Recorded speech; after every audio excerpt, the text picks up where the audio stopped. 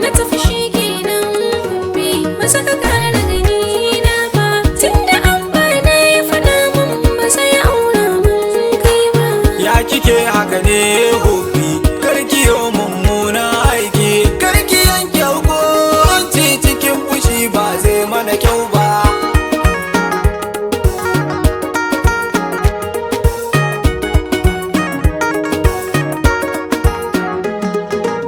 Zahiri sai yanzu na gane an halicce ni da ƙaunar ka, san ka ne tuni min da illa ya bi jikina hada da soka.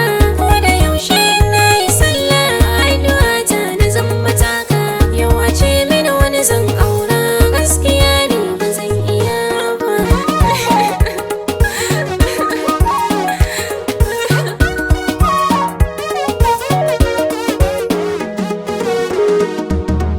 Kin sani ke nake muradi, yan ko ba ke ba za na kai ba. Cikin su mata in aka tara ke kadai ce ni za na duba.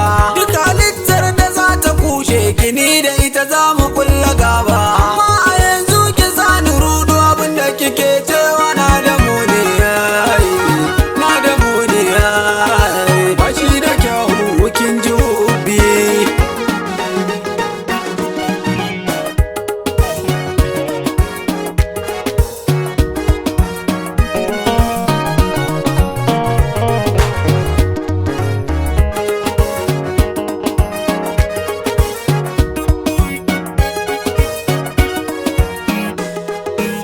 Na tafi shi kenan bi masa ka kara gani na ba. Karki yanke hukunci cikin fushi ba zai mana kyau ba. Ni akan kudirin da na ɗauka ba ni shakkar kowa yake ne. Sahibi in har za ka so ni ne a gona na ta kasa ne. Ba su kuni dare da rana sai idan har kai za ka gani.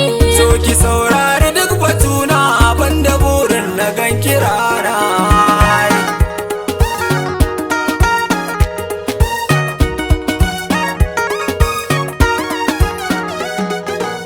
Kin sani kanki ba wata kila ke na baiwa duka soyayya.